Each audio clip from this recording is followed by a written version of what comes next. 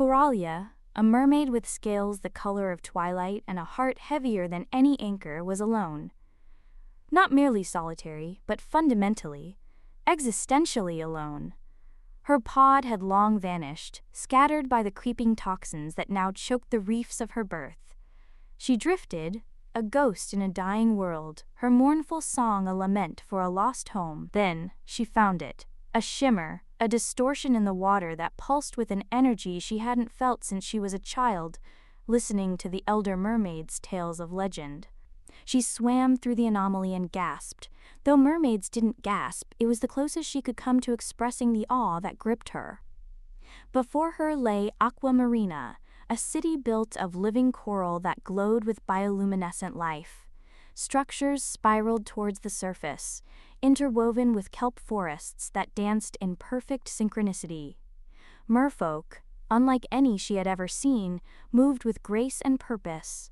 Their scales shimmered with vibrant colors, their laughter echoed like the chime of distant bells. She was pulled into the city by a current, and was greeted by a group of merfolk with curious eyes.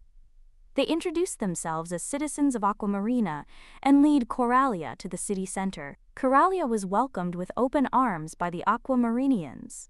They were ruled by the benevolent Elder Council, beings of immense wisdom and power, who seemed genuinely delighted to have a newcomer. They gave her a home, lessons in their culture, and even helped her cultivate plants in her little abode. She learned that Aqua Marina was shielded from the outside world by a powerful enchantment, protecting it from the devastation that had ravaged her home. Days turned into weeks, and Coralia found herself falling in love with Aqua Marina. She made friends. Lyra, a bubbly mermaid who loved to weave intricate kelp tapestries, and Kaylin, a quiet merman, a master craftsman who could coax music from seashells. Her days were filled with joy, her nights with peaceful sleep, something she hadn't experienced in years. Yet a gnawing unease began to fester within her. The perfect harmony felt artificial. The Aqua Marinians were unfailingly polite, but their smiles never quite reached their eyes. And despite the abundance of life, there was a distinct lack of children. When Coralia inquired, she was met with vague answers and nervous glances. Something was amiss, a darkness lurking beneath the shimmering surface. One day, while exploring the outskirts of the city, Coralia stumbled upon a hidden grotto, concealed behind a curtain of phosphorescent algae. Inside, she found a mural depicting the history of Aqua Marina. The first panel showed the city's founding, a haven built to escape a great cataclysm. They showed the Elder Council, their faces contorted in greed, harvesting something from young merfolk. The final panel depicted a single mermaid, her eyes wide with terror, being dragged towards a dark abyss. The mural ended abruptly, leaving Coralia chilled to the bone. She had to know the truth. She confided in Lyra and Kaylin, showing them the grotto. Initially, they were skeptical, dismissing it as ancient folklore. But as Coralia pressed them, pointing out the inconsistencies and the palpable fear that permeated Aqua Marina, they began to see the cracks in their idyllic world. Their investigation led them to the Grand Archives, a vast library filled with scrolls and ancient texts. They discovered that the heart of the ocean, while capable of shielding Aqua Marina, also required a constant source of energy, and that energy, according to a forbidden scroll, was derived from the life force of young merfolk. Every few years, a selection ceremony was held, where the Elder Council chose the most promising children to serve the heart of the ocean. They were never seen again. The Utopia was built on a foundation of sacrifice and lies. They had to expose the truth, but the Elder Council held absolute power. Dissent was swiftly and brutally silenced. They needed a plan, and fast. Then came the announcement. The Centennial Tournament held every 100 years. It was a series of trials designed to test the strength, skill, and intelligence of Aqua Marina's citizens. The winner would be granted an audience with the Elder Council and given the, quote, honor of serving as a guardian of the heart of the ocean. If she could win the tournament, she could expose the truth to the entire city, right in front of the Elder Council. The tournament was a brutal gauntlet of challenges.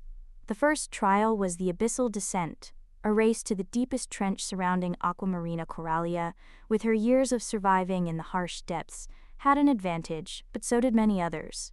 The abyssal descent was not just about speed, but about endurance and cunning. She faced bioluminescent predators, treacherous currents, and other competitors who were willing to sabotage each other to win. This tested their mental acuity and their ability to discern reality from deception. Coralia, guided by Lyra, who had a knack for seeing through illusions, managed to navigate the maze, but not without facing her deepest fears and insecurities. The final trial was the Song of the Siren, a test of courage and willpower. Each competitor had to resist the enchanting song of a siren, a creature known for luring merfolk to their doom. The siren's song preyed on their deepest desires and regrets. For Coralia, it was the memory of her lost pod, the pain of her loneliness. She resisted the siren's call, her heart filled with a fierce resolve. Against all odds, Coralia emerged victorious. The crowd roared, their faces a mixture of awe and anticipation.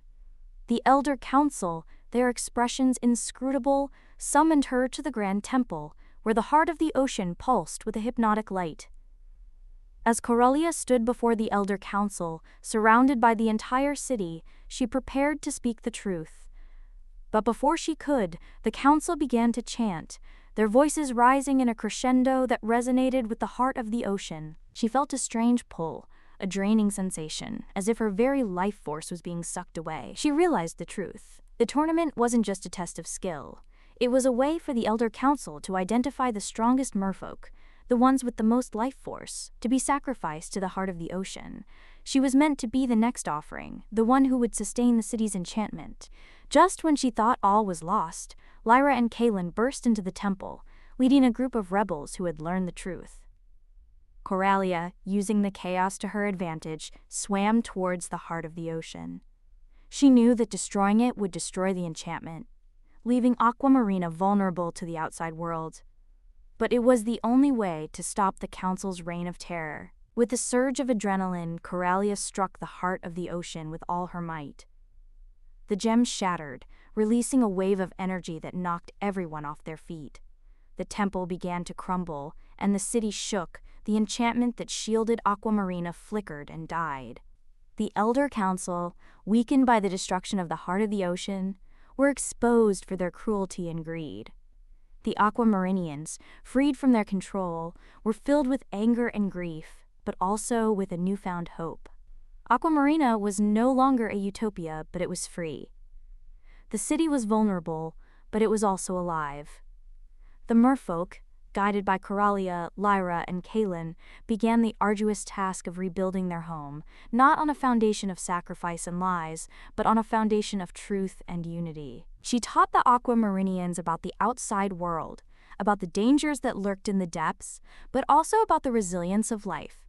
She helped them develop sustainable practices, ensuring that their city would thrive without sacrificing its children. Aquamarina was no longer a perfect paradise, but it was a real home, a place where merfolk could live and love and laugh without fear.